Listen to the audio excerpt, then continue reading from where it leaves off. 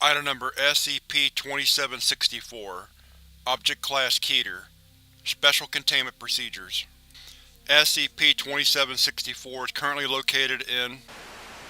All civilians are to be kept outside of a 150 km radius from the object.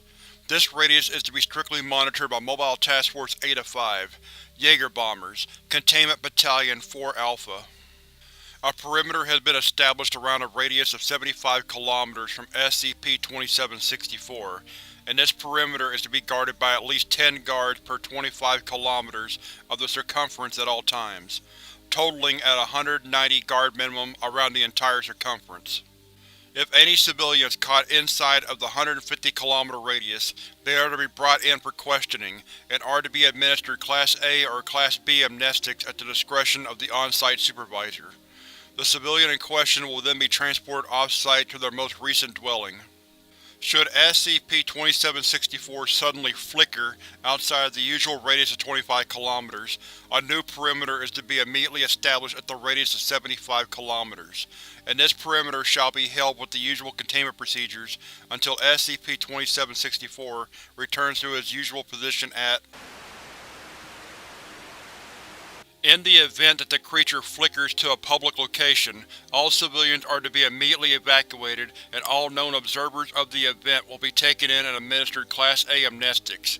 The area should then there on out be monitored for any traces of knowledge of SCP-2764 in the populace, and civilians suspected to have knowledge about the event are to be monitored very closely and eventually administered Class B amnestics at the earliest convenience. Under absolutely no circumstances is any Foundation employee or civilian to approach closer than 30 km to the creature. If any person is found to have approached closer than this distance, they are to be detained immediately and questioned thoroughly. The person in question is to be given a thorough psychological evaluation, and is to then either be administered Class A amnestics or to be terminated after the consideration of their evaluation. Description: SCP-2764 is a massive biological entity of unknown origin. Its height measures to be approximately 382 meters, and is estimated to weigh over 150,000 metric tons. The entity possesses between 75 to 85, estimates vary, tentacular appendages extending from the ventral region of its body. It uses its massive tendrils for both movement and simple utility actions such as picking objects up. The organism appears to move as if it were a quadrupedal animal. That is, the ventral cavity of its body faces the ground and the dorsal cavity faces the opposite direction. The organism also appears to have a cranial extrusion which is hypothesized to contain its brain, but there is no backing data for this, and the only organs visible on this head are its eyes, of which it possesses 4, 2 in each half of the facial region. Aside from SCP-2764's clear violation of the theoretical limit to a biological organism's size on Earth, its anomalous properties include the following. SCP-2764 possesses the ability to telepathically communicate. The language in which it communicates is dependent on the listener.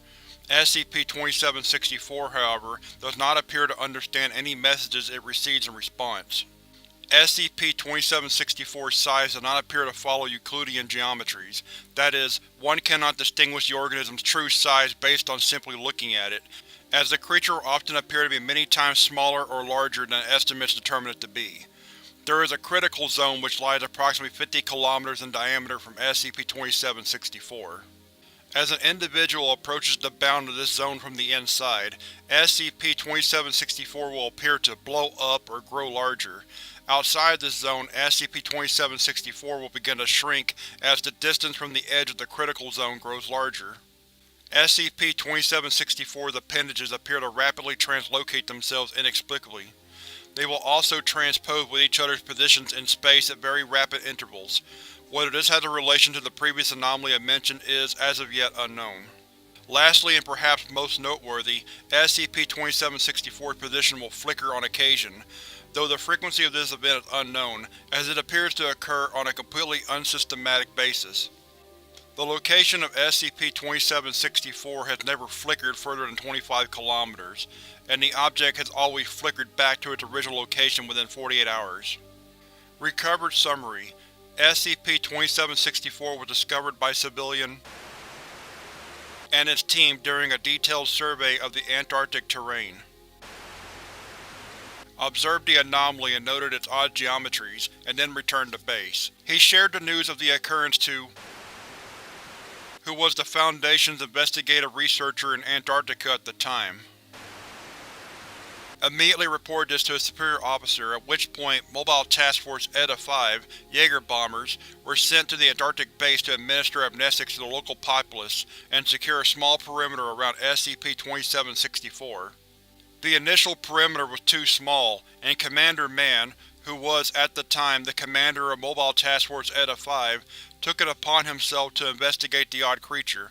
Mann's investigation is outlined in the investigative logs below. Day 1. Subject appears to shrink as we get closer to it, which is strange because it was growing until we get to a certain point. Also, its horrifically large tentacles move in a particularly strange manner. I plan to investigate further in the coming days, and hopefully do a bit of my own research before they send in the main researchers and guards to take over. Signed, J-Man. Day 2. Last night as I tried to sleep, I kept hearing a strange voice. While I cannot currently recall what it was saying, I am sure it has something to do with the beast out there. I personally see no other explanation, as I was alone and I have no history of hearing voices. Signed, Man. Day 2, Afternoon. I've gathered a few volunteers from the task force. Our job is to secure the anomaly until the main guards can get here, not research it, so I won't be forcing anyone to come along with me. But it's not against my orders to carry out some extra research, and I wouldn't mind having some other folks investigating with me. Always better to have more than one person when it comes to witnessing events. I managed to convince 3 other guys to come with me. I plan to approach the anomaly very closely, and I made this very clear to everyone as I announced that I needed volunteers. We will begin our exploration tomorrow. Signed, J-Man. Day 2, Evening. I am hearing this voice again. It is currently about 10 o'clock p.m., and I am trying to comprehend what it is saying. It's like it's speaking English, and I know it is, but I can't just work out what it is saying. Signed, Man. Day 3. One of the guys that volunteered came to my tent in the early hours of the morning and said he couldn't go through with it. I told him that it was fine, and that I don't blame him. When I asked him why he changed his mind though, he told me that he had been hearing something talking to him last night, and suspected that it was connected to the anomaly. When I heard about this, I asked him if he knew what it was saying.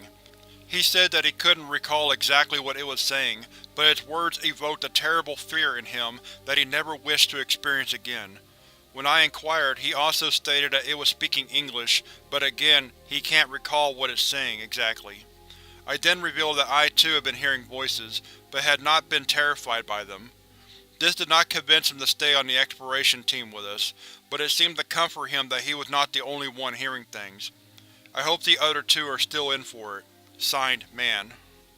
Day 3, Afternoon. I asked the other guys if they experienced anything out of the ordinary in the past few days, and neither of them said that they had.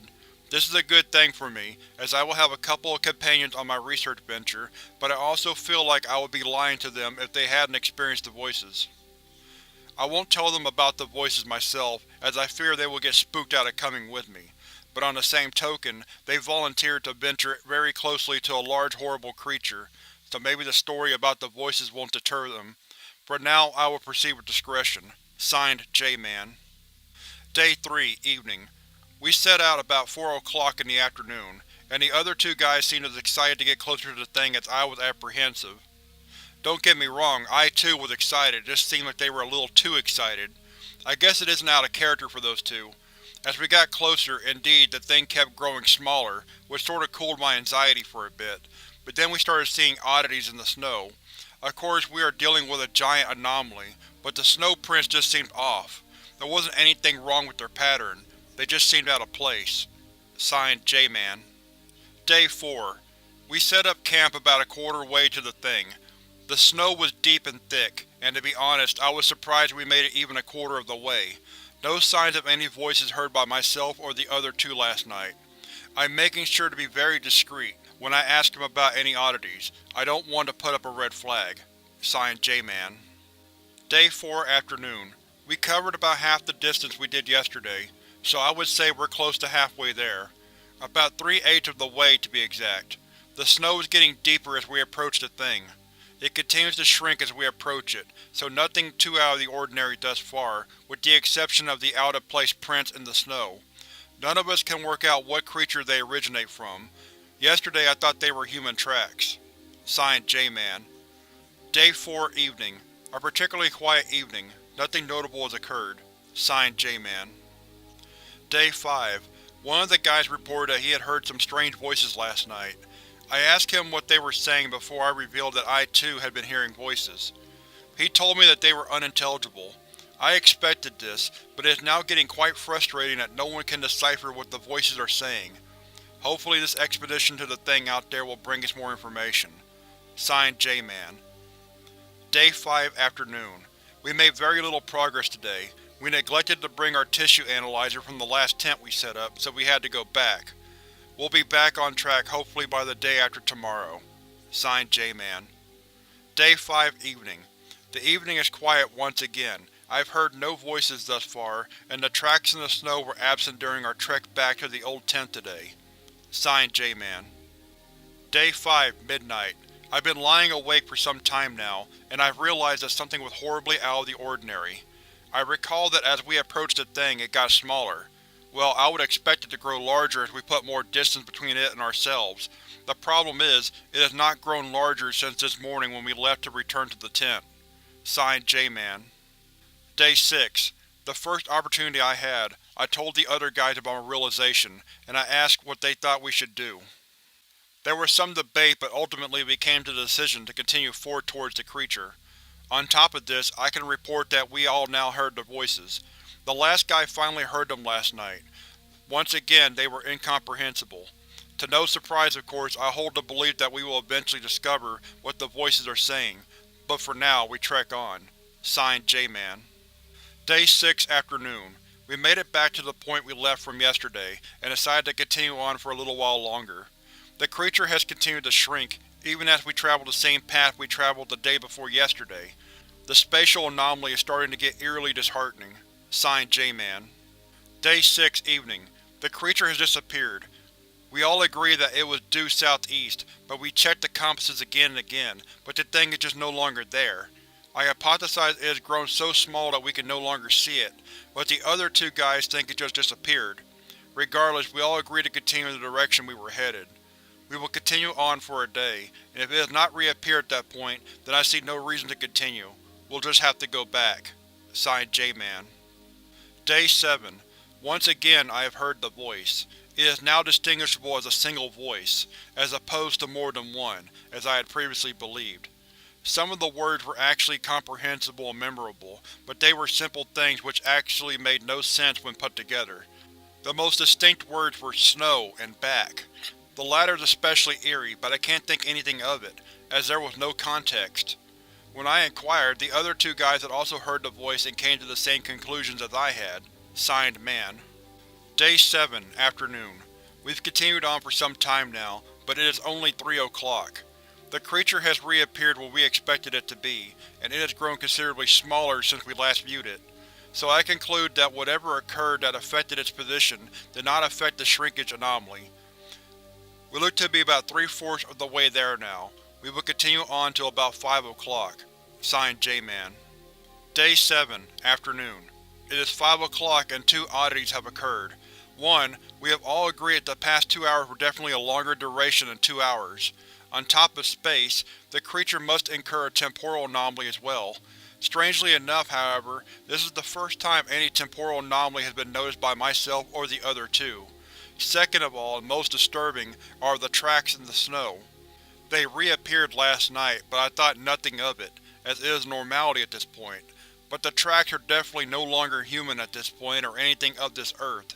The closest thing I can think of is perhaps a squid which walks on land. Considering that the creature out there has tentacular appendages, I suppose this isn't too much of a surprise, but it is still certainly frightening. I am interested in following them, but I want to get to the creature above all else. The main guards were supposed to arrive this morning, but I see no signs of them thus far. I suppose they are just not visible to us, or perhaps the temporal anomaly has affected our view of time. At any rate, I expect to arrive at the creature's location by tomorrow if things go optimally. This expedition has certainly exceeded its expected duration. Signed, J-Man. Day 7, evening. New tracks have appeared around our tent. None of us heard anything out of the ordinary. Myself and one of the guys agreed that those tracks were not there before, but the other guy recalls their existence before this occurrence. We will have to be more mindful of things like this. It's beginning to become more dangerous than it already was, and I suspect something sinister about these newfound tracks. J-Man. Day 8. We awoke early this morning to get a head start. Once again, new tracks appeared in the snow. This time, none of us had any doubt of their non-existence beforehand. If we do not make it to the creature within 2 days, we will abandon the trek and begin to follow the tracks. I fear for our safety at this point. We should be back at base greeting the new guards and allow them to take over. J-Man. Day 8, afternoon. It is 12 o'clock and we've made it about 9/10 of the way there. The creature continues to shrink, but we are definitely very close to this point. We are going to take a brief break and get a few hours of sleep in before we continue on. We should lose little time thanks to the temporal anomaly. J-Man. Day 8, midnight. Our reliance on the temporal anomaly's stability has failed us. It is currently midnight, but we only got a couple hours of sleep. I've made the decision to continue forth. My fear for my own safety, and more importantly, my fear for their safety, has grown to the point where I will have to take full control of this expedition. No more votes. I will take their opinions into consideration, but my word will be final from this point on. Day 8 to 9 transition, early morning, day 9. As we continued to walk, the voice made a very clear statement to all of us. This is not verbatim, as I could never hope to remember every incomprehensible word this horrible creature has spoken to us, and I apologize for my vagueness, but we got the intended message. Turn back. No doubt at this point these words are those of the creature we hope to reach. The tone of the voice did not imply any sort of anger, or even a hint of territorial jealousy. It sounded more fearful than anything else. J-Man. Day 9. Once again the creature has disappeared. I do not credit this occurrence to its shrinkage this time around. I am certain that we would still be able to see this behemoth even at this small size. From this distance I am certain of that. To be truthful, I have had enough of this. Supplies are not a problem. We brought plenty to last. I am just seriously worried about our safety. Not only is the anomaly a main issue, but the Antarctic is a frigid, stark place. We have made it thus far with no serious complaints about the cold, but I worry that that will not last much longer. I have made the decision to lead us in the direction of the tentacular tracks, regardless of whether the creature reappears or not, which I am certain it will. I feel as though we will not make any more progress towards the creature itself, and its eerie statement last night has seriously stricken terror in me after I've given it more thought. Joseph Mann. Day 9, morning. The tracks have led us back to one of our oldest tents, the one of which we left the tissue analyzer. I am thoroughly confused at this. First of all, and most obvious, it took us 3 hours to travel a distance which previously took us 5 or 6 days to travel. Second of all, I noticed no human tracks, as you may have expected to see as a result of our previous trek back to this tent. I shall continue to record things in this log to the best of my ability, but my focus has shifted from researching this beast to getting us back to base safely. Joseph Mann. Day 9, before noon. Something has been following us this entire time since Day 1. To be frank, I do not care about thing out there any longer. Something has been following us, and this explains the strange tracks in the snow. This must be why those tracks led us back to our old tent. We were not following them forward, we will follow them backwards. Joseph. Day 9, afternoon. I have come to the realization that I am now alone. Where I once heard the comforting sound of human footsteps crunching the snow behind me, I now hear nothing but the hollow wind and emptiness. I cannot recall at what point those two gotten away from me, or perhaps at what point I got away from them, but I am now terrified of what is to come. I still have plenty of supplies packed, and as previously stated, food and water will really be no issue for at least the next fortnight, but I am alone. The tracks in the snow are now more terrifying than ever, and the voice more horrific than before. Joseph. Leave. Day 9, afternoon. I lost my log in the snow a few hours ago. It was a simple mishap, but I recovered it without any incident. It was a little wet but otherwise untouched. I just took notice of the one-word entry above. I am trying to work out at what point I entered this, but I can't recall the point at which I did this for the life of me. Joseph. Day 9, late afternoon. It feels like it has been days since I updated this log, but I know it cannot have been, as the sun has not set, and I've only eaten one meal since that time, to be frank. Day 9, late afternoon. It was a requirement for me to abruptly end my last entry. I heard movement circling me, and upon closer investigation I saw the beast. The beast itself was circling me. As fast as I could, I approached the thing and skinned a sample of tissue off its torso before it could skitter off with its horrible spastic tentacles. The tissue analyzer came up as a 0. That is, the tissue analyzer recorded no difference between this creature's tissue and a human's tissue. I will have to run some confidence tests on this, because I refuse to believe it until all evidence points to this thing being somehow related to humans. Joseph. Day 9, evening. I've set up a tent. I want to get my mind off of this situation for a small while. I've set up a lantern and strewn out a towel on which I will eat dinner and read a book. Then I will get back to the walk, and I will likely skip sleep tonight. Joseph. Day 9, midnight. The book seemed to quiet the voice. It was a peaceful hour, but I knew that I would have to leave as soon as I could. The sooner I get back to base, the sooner they can analyze all this data from the tissue analyzer and make a sound conclusion about the tissue. My personal belief is that my analyzer is broken, but I've stored the tissue in my pack, so the guys at the base should have no issue running it through again. Joseph. Day 10. I am almost back to base, but I see some guys coming over the snow hill. I assume they are looking for me, so I need to warn them not to go any further inward. Joseph. Day 10, morning. These folks are approaching me awfully slowly. They've taken to setting up a camp, which is strange, because they are looking for me, which is undoubtedly the case, then they are taking an unnecessary break, as I am no more than half a mile away. Day 10, before noon. They made some slow but steady progress toward my location, and then they decided to turn back. I suspected the spatial anomalies affecting our distance, because as I stated previously, we are only about half a mile apart. Why are they turning back? I haven't a clue. Day 10, afternoon. A few things. The tracks in the snow have disappeared, as with the voice.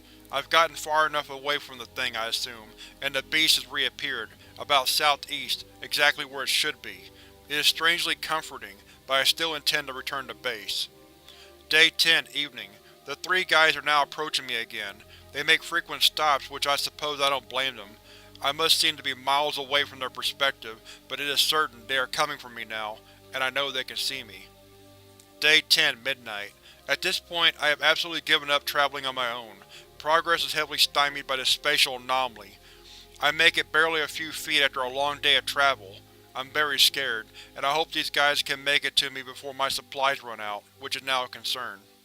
Day 11. I am currently very frightened. I want these guys to turn back. I know what has happened. I don't know how it happened, but it did. I will write more of my suspicions once I recover sufficient evidence for them, but for now, I say this for future reference. I do not know how this happened. Day 11, early morning. I recovered a journal in the snow. I know my suspicion to be true at this point. What I discovered in the journal was horrible. I refused to write any of its contents here. I scrawled a warning in it as quickly as I could. I know who will find it. Day 11, late morning. The travelers disappeared and then reappeared again. I tried to approach the Lone Wanderer in person to notify him to turn back, but this was to no avail, as he was hostile and proceeded to cut out a chunk of my back. I had no clue how to react to this. I just ran away. This realization is too horrible for me to state plainly.